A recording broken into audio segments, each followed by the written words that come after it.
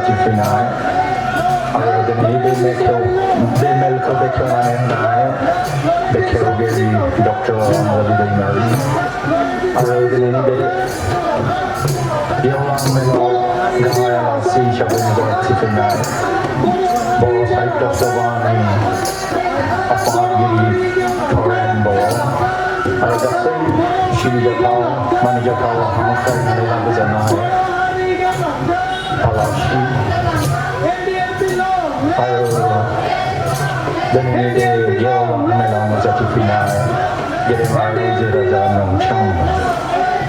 Giving honor on Tanzania, National Democratic Front of Berlin, Gaishon Sanni, Ashiri Nishimbu. Gazonara Gaham Hamleti Bauhorba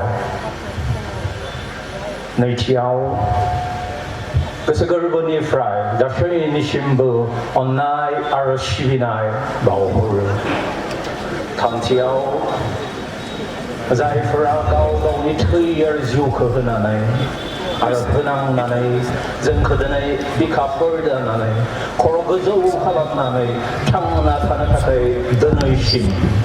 Tunongara modon herbai, Bay Mongtong Burko, ang Bekini Shomau Gusakana, Ara Kulum Horror. Zaifra, Danishim, Zelao, Naniang Nitakai, Borohari Nitakai, Zubzanai Dong, ang Bitamun Kabu Gusakang, Ara Bitamunishim, Gam Hang like Tibao Horde. Tangnai. Tamzinay Busser, 32 years, Nang Nayar Zuzinayao, Zaifra, Randi Zanane Tavai, Ara Zai Bishopra, Mauria Zanane Tavai, Ang Bichamani Shimbo, Gasagarvani Fry, Gazanara Gaham Hamleti Bauhor, Ara Zai Bimapitafra. Beers allow for Zanam Habai. Arabor Harini Tagaoni Bisafarko, Pushumbai, Baushumbai, Ang Bitamuni Chimba, Gazanara Gaham Hamleti Bauhorden. The Nayang National Socialist Council of Nagaland, Negasai Didengiri. Aramauti for Kabul, Gasagarvani Fry, Savaikor Hamlaiti Bao Hordem. Manana, Eneshani, they didn't get it fra, Mauti fra, Zenko Hepaza Baramodod Hamandla, Zanahagozang Danoshim, Zivadi Daugana Hadam, Zivadi Nang Budum, Vivadi Hoituzum. Nang na hanay nga mo na, juicy na hanay nga mo. Binikay na, danay bitaman kubo, gayab labo, ang ni gasagarban ni Fry, gazanar gaham hamlaiti bauhor.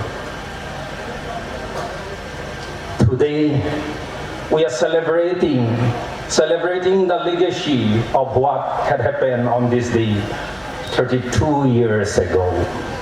We are celebrating the 32nd founding anniversary of National Democratic Front of Berlin to renew and imbue the 32 years of struggle of National Democratic Front of Berlin and the Boer people to live with dignity and honor. We are celebrating and observing the 32nd Foundation Day to train up the coming up generation who did not even born 32 years ago. We are celebrating so that our young generations know about the struggle of the National Democratic Front of Berlin and the Boer people and inspired from it. Today we are celebrating the Foundation Day to learn from both failure and success from the 32 years of history. Today we are celebrating to unite and to spread unity among ourselves and for the peace and happiness and for an honorable and respectable solution to the political issue of the Boer people. We all know that celebrations and observations are like mirrors. So by celebrating and observing the 32nd founding anniversary of the National Democratic Front of Berlin, we want to see ourselves and also to expose ourselves to the whole world. Whole celebration of the 32nd founding anniversary of the National Democratic Front of Berlin will make us stronger and stronger. Tam진의 버서니 시간 드네니 샤나우 마자등만 아르 비니프라이 정 마문쿠 Because I feel not happy in the name of God, Son, Son, Falidung, Arukundung. Zengni Tamzine Vusser, Gauni Shinaiti, Araman, Sonman, and Tangani Chana, Nang Naiko, Guda, Najagai Pin, Ara Jew who pin not happy in the nation, Be Tamzine Chigai, Son, Son, Kundung, Ara Falidung. The nation need. Tamzinay busur nang nay out der hanay ar zen nay nifra tulunga lana zeng the nay be gai shon san ko kungdung ar falida zeng ni gadam zalay fra zai fra Tamzinay busur ni shigang out zenam kana manakay bisharwa zen miti runga ar tulunga mana binitakina zeng the nay be Tamzinay chigai shon san ko rongzanay jeng fali jeng ara kungdung denay jeng koshye jana ara koshye chi ara gazan ara rongzanay ko gushar hun ara boroni ras kanteri jeng na ko man son mandung shung thakene be Tamzinay chi gai shon san ko fali jeng ara kungdung fathai jeng Be Fali Tiny Gazer Zung Zung, Gao Kuna Gao, Shinai Hagan, Aro, Bohumau Michizagan. Kotai Dung Zung, Begai Shonsan Palinaya Kunai Gazer Zung, Arazung Bang Shinai, Ko Shedan Hagan, Aragara Gukrung Shinzagan. On this day, 32 years ago, National Democratic Front of Berlin was born to carry forward the fight and to protect the distinct identity and the political existence of the Boro people in a small and sleepy village, Odala Kashibari. Today, we are celebrating the legacy of the National Democratic Front of Berlin.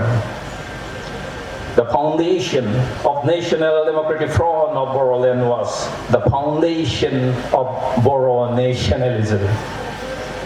The Ndfb has started organizing the Boro are one amongst the equal nation in this world. The Ndfb not only protected the identity of the Boro people, but also plenty organized movement unwaveringly for the last 32 years in series of honorable and respectful solution from India. Denayni shanawno goglैसोनानै थानाय उन्दुसोनानै थानाय फिसा बर' गामि अदला खासिबारियाव National Democratic Front of Berlin जोनोम मोनदोंमोन गावनि सिनायथिनि मोनथायनि आरो राजखान्थियारि थामोनथानि थाखाय नांनो आरो जुजिनो आरो बर' माहारिखौ उदां खालामनो जों दिनै बेखौनो गोसोखांनानै रंजादों आरो फोरबो बायदि फालिदों खुंदों दिनै जों नायफिनदों जों बै साननिफ्राय दिनैसिम मा मोनखो थांनाय 32 बोसोराव जों दिनै मा मोनखो माबायदि देरहादों माबायदि जों फेलें जादों बेखौ नायफिननो थाखायनो जों दिनै बे गायसनसानखौ रंजा-बाजायै खुंदों आरो फालिदों। दिनैनि सानाव National Democratic front of Boroland जोनोम मोननायजों लोगोसे हारि अनफावरि सानखांथियाबो जोनोम मोनफायो। बै साननिफ्रायनो बर'फ्राबो दि गुबुन हारिफोरजों समान बेखौ लाना दिनैसिम 32 बोसोर नेशनेल डेम'क्रेटिक फ्रन्ट अफ बर'लेण्डआ गोख्रोङै जुजिबोदों आरो मान सन्मानजों बर'नि राजखान्थियारि जेंनाखौ समाधान खालामनो एबा सुफुंनो हास्थायदों आरो नाजादों। गेदेमा रायजो राजा नोंथांमोन,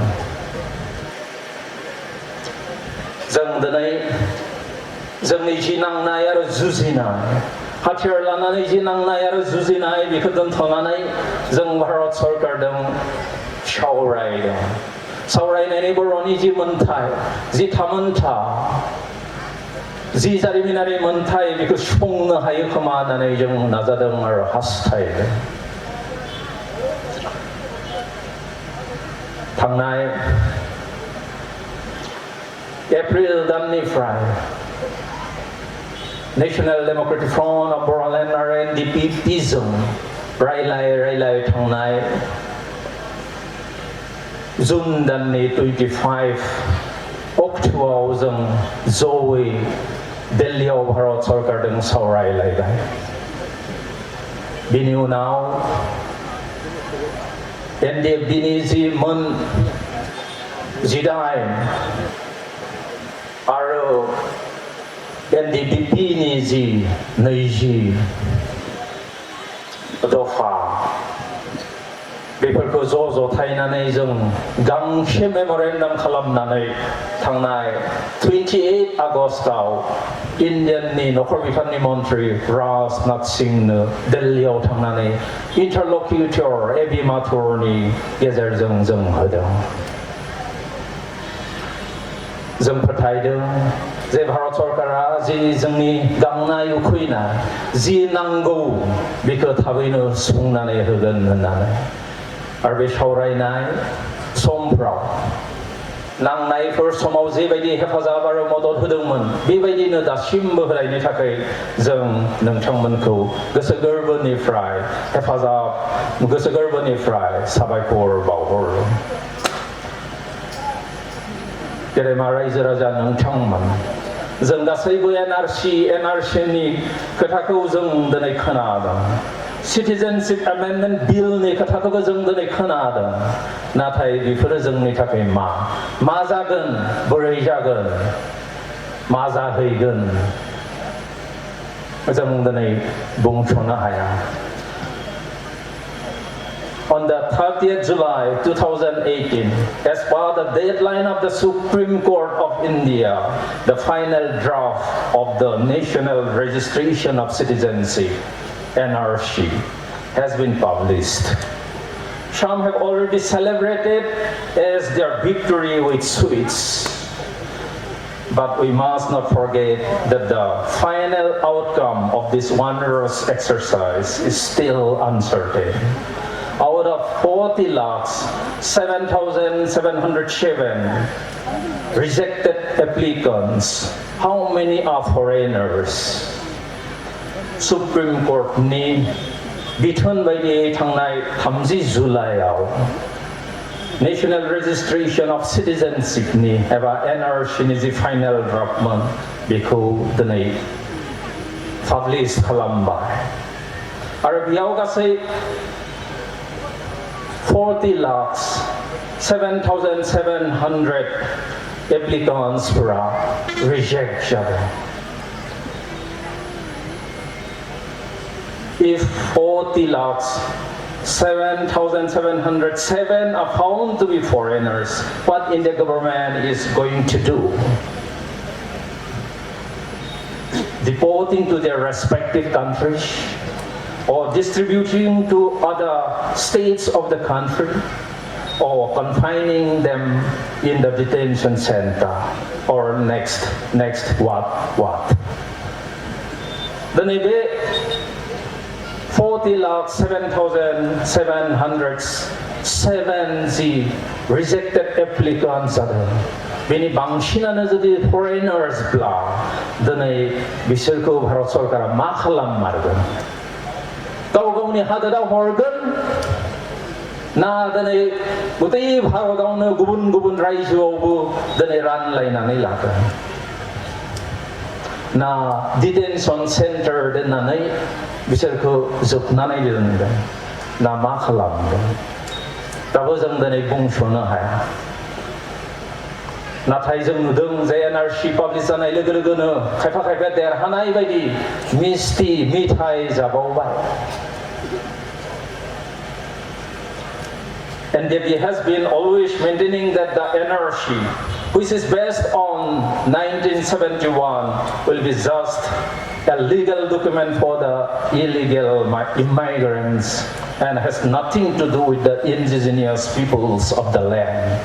The National Democratic Front of Boroland हदायबो बुंबोदों जे 1971 आव बेस खालामनानै जि NRC खालामदों बियो फरेनार्सफोरनि थाखाय इलिगेलफोरनि थाखायसो मोनसे मोजां डकुमेन्ट जासिगोन इन्डियान जासाजोबसिगोन आरो बेयो नोंनि आंनि थाखाय खालामनांगौ जेबो गैया होननानै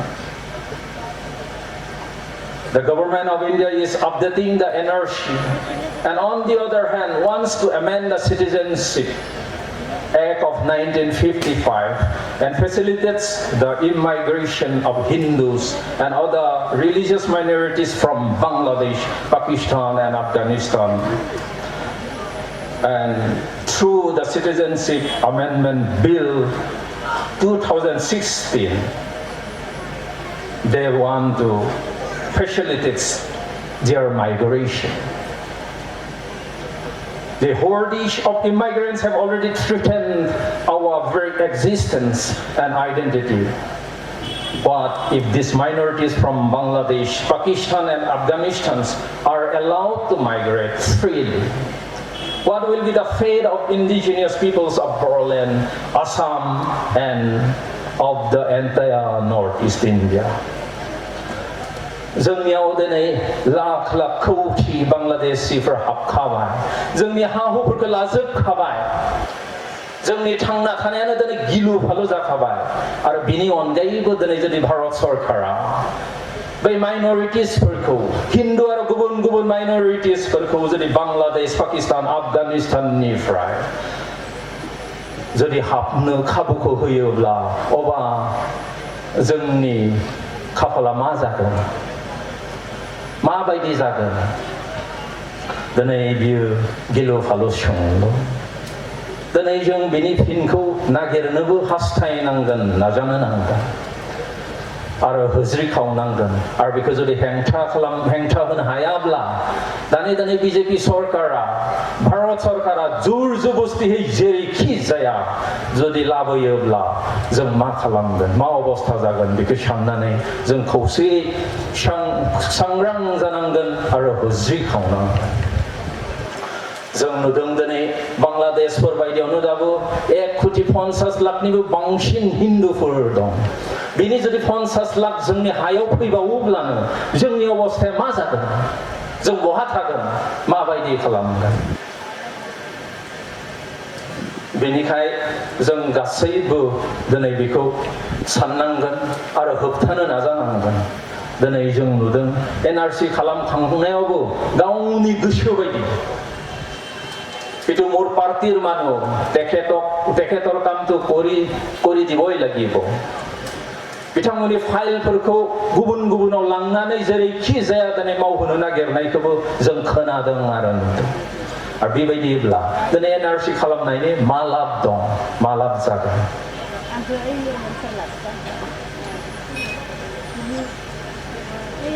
दिनै जों नुदों जे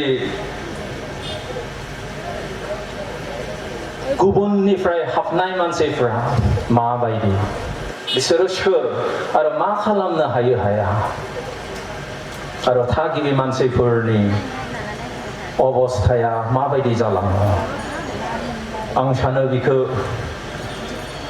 डनाल्ड ट्राम्पआ लिरनाय Donald Trump लिरनाय बिनि सल'मानिफ्राय जुदि फरायना होयोब्ला बा खन्थाइनिफ्राय खन्थाइखौ आवरायनानै होयोब्ला आं सानो गासैबो मोजाङैनो बुजिगोन होननानै आंहा रोमै गोसोआव दं डनाल्ड ट्राम्पआ थांनाय मे दानाव आमेरिकानि प्रेसिडेन्ट डनाल्ड ट्राम्पआ मोनसे मिटिंआव मोनसे खन्थाइ आवरायदोंमोन खन्थाइनि मुङा जाबाय इमाइग्रेशन असमियावबा हयथ' अबिभाखि लुक बा बहिरागत लुक बा बर'आवबा गुबुन हादोरनिफ्राय फैनाय आरो এই অভিবাসী লোক বহিরাগত লোক কোন কি কৰে কেনেকৈ বিখ্যাত बेखौ लानानै आमेरिकानि प्रेसिडेन्ट डनाल्ड जे ट्राम्पआ मोनसे खन्थाइ लिरनानै मोनसे मिटिंआव आवरायदोंमोन आं सानो बेखौ जुदि आवरायनानै होयोब्ला नोंथांमोनाबो बै गुबुन हादोरनिफ्राय हाबफैनाय मानसिफ्रा माबायदि बेसेबां गिलु फालु गिथाव बाथाव बेखौ मोजाङै मिथिसिनगोन होननानै खन्थाइनि मुङा जादोंमोन इमाइग्रेशन गुबुन हादोरनिफ्राय हाबफैनाय मानसिफोर खन्थाइया जाबाय ओरैबायदि On her way to walk one morning down the path along the lake, a tender-hearted woman saw a poor half-hearted frozen snake. His pretty colored skin had been all frosted with dew. Poor thing, she cried, I'll take you in, I will care of you. Take me in, oh tender woman, take me in, oh tender woman, sighed the vicious snake. She wrapped him of all causes in a comforter of silk and laid him by her fireside with some honey and milk. She hurried her home from her walk that night, and soon as she arrived, she found that pretty snake she had taken in had been revived. She clutches him to her. Take me in, oh tender woman, take me in, for heaven's sake. Take me in, oh tender woman, sighed the vicious snake. She clutches him to her bosom. You are so beautiful. I have saved you, cried the woman. And you have beaten me, heaven. Why? She cried. But if I hadn't brought you in by now, surely you would have died. She stroked his pretty skin again and kissed and held him tight. But instead of saying thank you, the snake gave her a vicious bite. Shut up, silly woman, said the reptile with a grin. You know damn well I was a snake before you took me. बे खन्थाइखौ आवरायदोंमोन United Nations of America नि president Donald जे Trump गोदो नोंथांमोना बिनिफ्राय बुजिनो हादों जे दिनै गुबुन हारिफ्रा गुबुन हादोरनिफ्राय हाबफैनाय मानसिफ्रा माबायदि गिलु फालु जिबौ बायदि बेखौ आं बेखिनि समाव बर'यै दानस्लायदों बेखौ आं नोंथांमोननि सेराव फरायनानै होनो नागिरदों गुबुन हादोरफोरनिफ्राय फैना हाबफैनाय मानसि आं खन्थाइनि मुंखौ बेबायदि होदों सानसेखालि फुङाव खामानि मावनो थांनाय लामायाव बिलोमानि लामानि गाहायजों सासे गोसो गुरै अनसुलि हिनजावा बरफजों लाथा खाना थानाय लोरबां थैहांहां जिबौ नुयो बिनि समायना बिगुरा गासैबो बरफजों लाथा खाबाय बियो गाबख्रावबाय आरो बुंबाय दुखुनांथाव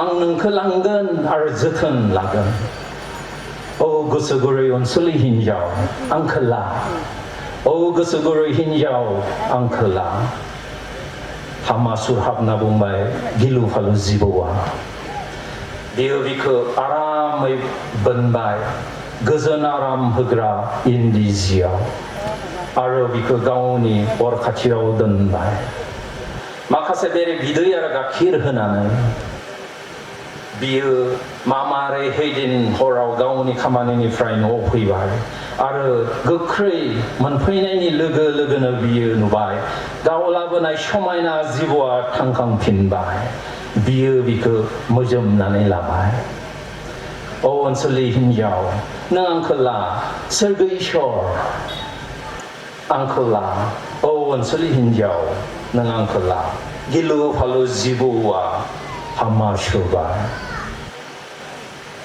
बियो गावनि बिखाजों मोजोमबाय आरो होनबाय नों थारैनो समायना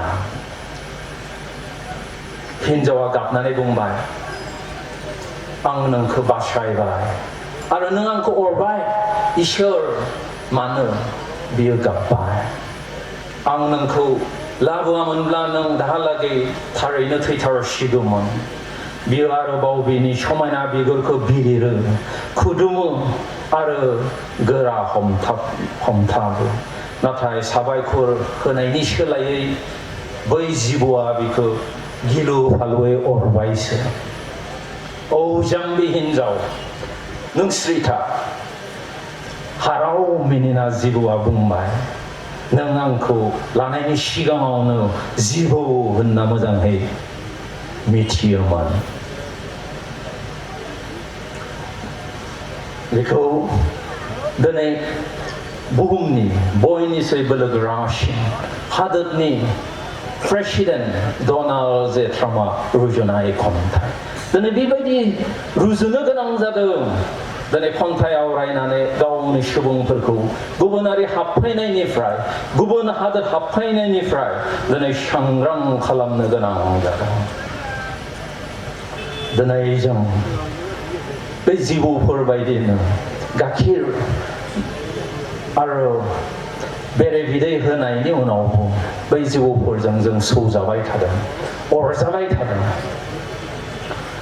दिनै जों अनसायनाय जिबौजोंनो सौजादों आरो अरजादों दिनै आसाम सरकारा रामदेवनो पतन्जलिनो गोबां हा होदों बिजनेस खालामनो BTCनि सोरखाराबो हाग्रामा बिथाङाबो हाजार बिघा हा होलांदों नाथाय दिनै बै पतन्जलिनि मानसिफ्रा जोंखौ माबायदि लादों माबायदि सानदों बियो थांनाय 24 सेप्तेम्बरनिफ्राय 28 सिम जि योगा केम्प जादोंमोन बेयाव जों बेरखांनायखौ नुनो मोनदों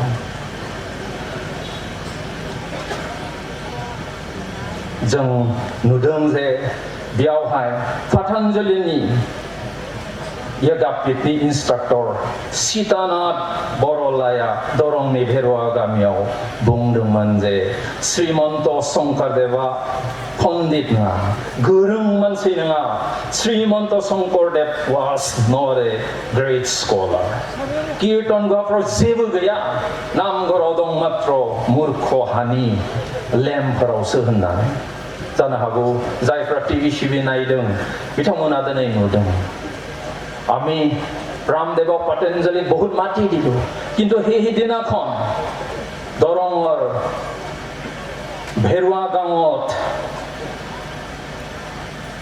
পতঞ্জলি যোগাপীঠৰ ইনষ্ট্ৰাক্টৰ সীতানাথ বৰলাই কি ক'লে তেখেতে ক'লে যে শ্ৰীমন্ত শংকৰদেৱ পণ্ডিত নহয় কোনো শিক্ষিত জনা মানুহ নহয়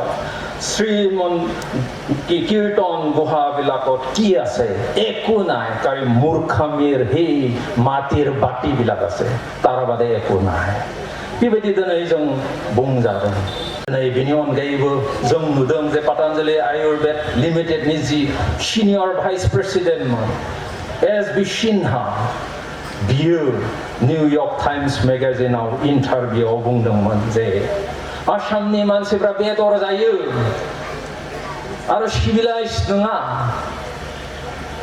आरो बिसोरो भारतखौबो मानिया मान सन्मान होनो रोङा तार बादेও আমি দেখিছো যে Patanjali Ayurved Limited or Senior Vice President SB Sinhai New York Times eta interview কৈছিল যে অসমৰ মানুহবিলাক মাংস খায় অসভ্য ভাৰতক মান সন্মান কৰিব নাজানে जों दिनै गुबुननो होनानै मा बुंजादों मा सानजादों जों दिनै मिथियो बेनिखायनो दिनै जोंनि बिटिसि सरकारानो जा आसाम सरकारानो जा सांग्रां जानाया मोजां दिनै बे गुबुन हादोरनिफ्राय फैनाय मानसिफ्रा गुबुन जायगानिफ्राय फैनाय मानसिफ्रा बै बिस गोनां जिबौफोर बायदिसो जेसां गाखिर होनानै बेरे बिदै होनानै फेदेरा मानो सम मोनबानो सुबिदा मोनबानो सौगोन आरो हरगोन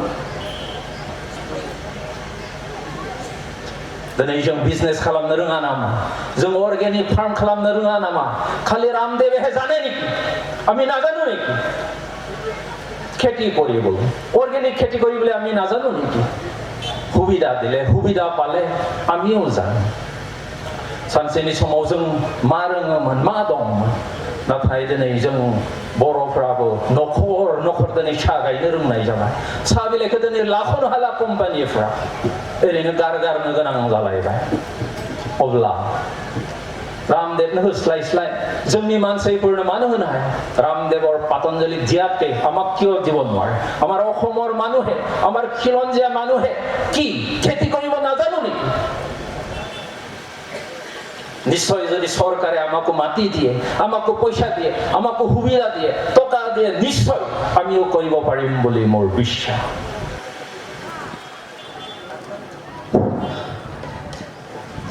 गेदेमा रायजो राजा नोंथांमोन जोंनि थाखाय 15 सेप्टेम्बरा दिनै जारिमिनाव मख'जाथाव मोनसे सान जानानै थालायबाय दोहै जोंनि बेखेवगिरि डक्टर रन्जलि दैमारिया गुसुङै बुंलांबाय थांनाय 15 सेप्टेम्बराव NDFB सावरायग्रानि बिष्णु नार्जारी एबा एन बेरेमा अजय बसुमतारी एबा बि बुहुमखौ फासि होनो अर्डार होबाय आरो बिनि अनगायैबो सानजु बरदलै बि सिबिगिरि आरो निथुल दैमारि एबा बि नायहाबखौ सारा जीवन जेलाव थानांगौ होननानै दिनै सेन्टेन्स होबाय एबा राय होबाय दिनै जोंनि थाखाय बियो मोनसे जारिमिनाव मख'जाथाव सान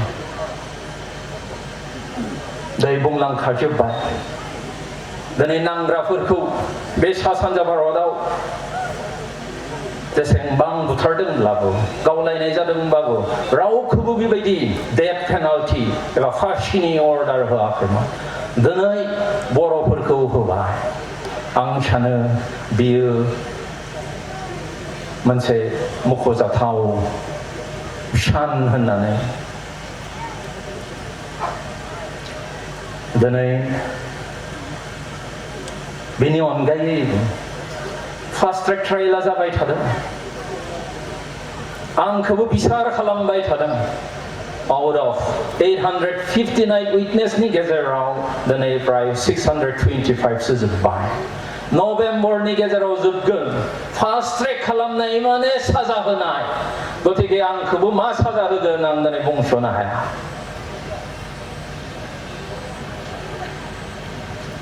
आं दिनै बुंस'नो हाया नाथाय आं दिनै सोंनो लुबैदों जे नोंथांमोना गिदों नामा बै सानैखौ फासि होसिगोन बेनिखाय गिबाय नामा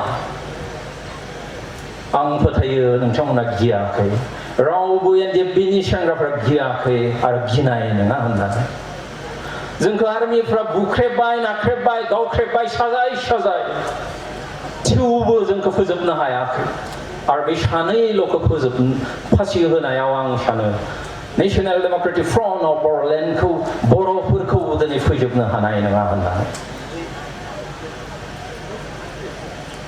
बेनिखायनो दिनै जेखि जाया मानो जों दिनै दावगानांगौ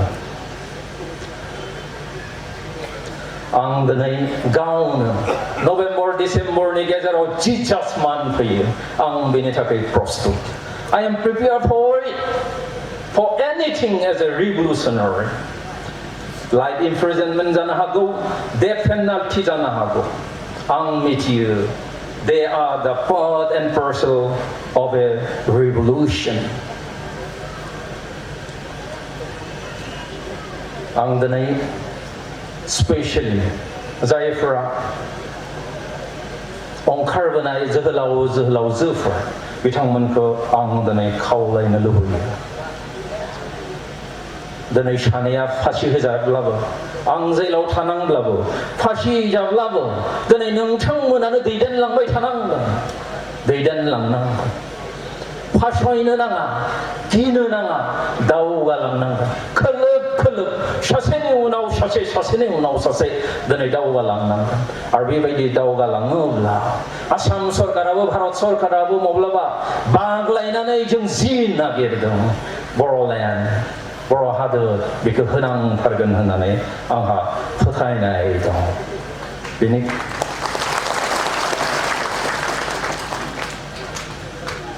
जोबथारनायाव आं डक्टर मार्टिन लुथारनि फंनैसो सोदोबजों आं फोजोबनो होननानै सानबाय। 1968 मायथाइयाव वाशिंटनाव 1 लाख नङा 2 लाख मानसिनि गेजेराव बयनिफ्राय मुंदांखा बिथाङा बिबुंसार लाखिदोंमोन। आरो बे बिबुंसारानो जाबाय, आंहा सिमां दं। I have a dream. आंहा सिमां दं। आरो बे सिमाङानो जाबाय, बिथांनि सिमाङानो जाबाय जे सानसेनि समाव गोसोमजों गुफुरजों ज' जिरायलायगोन, ज' स्कुलाव थांगोन, ज' गिर्जा न'आव थांगोन, ज' अफिसाव थांगोन, ज'यै खामानि मावलायगोन। बिगुमानि फिसाज्ला, बान्दानि फिसाज्ला ज'यै दावगागोन होननानै बिथांनि जि सिमां, बिथाङा गावथारजानाय लोगो लोगोनो जाफुंदों। दिनै बिथांनि बायदि जोंहाबो जुदि सिमां थायोब्ला बे सिमाङाबो जाफुङो। जोंनि 5,000निबो बांसिन मुंख्लंफोरनि जि सिमां, बे सिमांनि थाखायनो दिनै बिटिसिआ बेरखांबाय। आरो जों जुदि 10,000, 20,000, 50,000 जुदि बे सिमांखौ लानानै जुदि बावसोमनो हायोब्ला, आं सानो जोंनि रायजो, जोंनि हादोर बर'लेण्डआबो बेरखांगोन होननानै। आरो बिथाङा मोनसे खोथा बुंबावदोंमोन जे when we are silent we started to die होननानै। जों जेब्लानो सिरि सिरि थायो अब्लानो जों थैलाङो होननानै। जों जेब्लानो सिरि सिरि थागोन अब्लानो जों थैलांगोन। रावबो फात्ता खालामनाय नङा, जेबो मोननाय नङा, रावबो जेबो होनाय नङा। बेनि थाखायनो जों स्रि स्रि थायालाब्लानो नांसोमनो नांगोन, बावसोमनो नांगोन, सोमावसारनांगोन। अब्ला जों जि नागिरदों आं फोथायो जोंनो होआलाब्लानो रावबो थानाय हानाय नङा। जोबथारनायाव आं बेखौ बुंनो सानो जे there is no alternative to the critical thinking and hard work. दिनै critical thinking आरो hard workनि दिनै alternative गैया। जों दिनै ओरैनो मोनजानो लुबैनानै, जों ओरैनो जाजानो लुबैनानै माब्लाबाबो जानाय नङा। जों मोजाङै साननाय, गोरा गोख्रों मावफुंनायनि गेजेरजोंसो जों दावगालांनो हागोन। आरो बे बुहुमाव मानसि बायदियै जों गावनि सिनायथिजों थांनानै थानो हागोन। जोबथारनायाव आरोबाव गासैखौबो दिनैनि बे गायसन सानाव लैहोर लैहोर फैनानै हेफाजाब आरो मदद होनायनि थाखाय, बे खुंनाय आरो फालिनायाव जिबायदि हेफाजाब आरो मदद नांगौ बेफोरबायदिखौ होफैनायनि थाखाय, आरो जोंनि आलासिफ्राबो लिंहरनाय बायदि फैनानै जों जिरायफानायनि थाखाय, हेफाजाब मदद होनायनि थाखाय गासैखौबो साबायखर बावनानै आं आंनि बिबुंसारखौ एसेयावनो फोजोबनानै आं मासिखौ नाजावनानै लाबाय। आरो बेखिनि समाव जोंहा दोङो 4 आयदायाव, बेनो जाहैबाय काटिं अफ केक्स। स' बेखिनि समाव आं बेखिनि समाव आं जोंनि गाहाय आलासि थरेन बर' आरो राभा अट'नमास राभा हासं अट'नमास काउन्सिलनि EM जिबन राभाखौ दिनैनि केकखौ हाफैनो थाखाय आं खावलायो. May I now request our Chief Guest Thoren Boro and EM Jibon Rabha to light the candle of the cakes and to cut the cakes.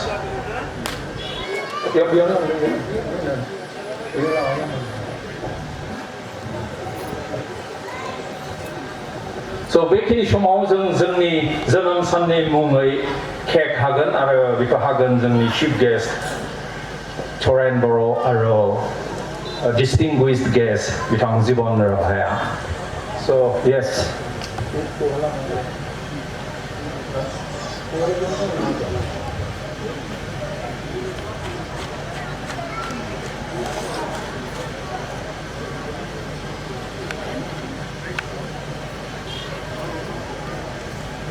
So to mark the 32nd anniversary of the National Democratic Front of Boroland, now I would like to request our chief guest and distinguished guest Thoren Boro and Jibon Rava to light the candle and to cut the cake.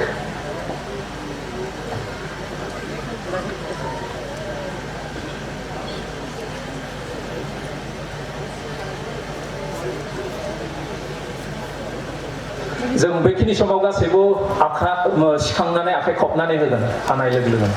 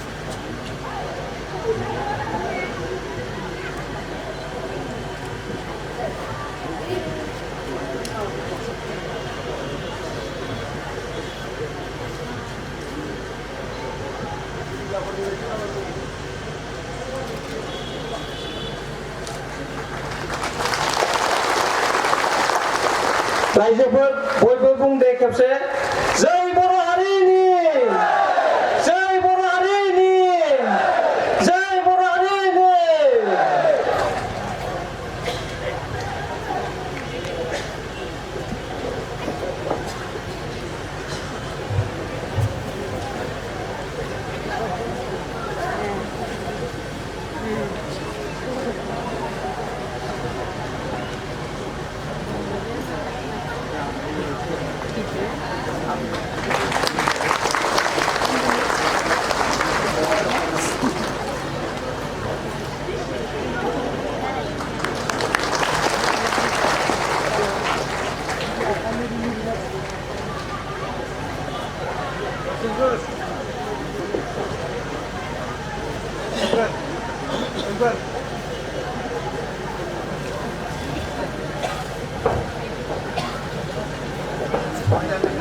Candle জ্বলোৱা আৰু cake কাটাৰ বাবে ধন্যবাদ জ্ঞাপন কৰিলোঁ. এতিয়া আছে আমাৰ introduction of the guest. Guests will be introduced by our National Council members, B. Naija.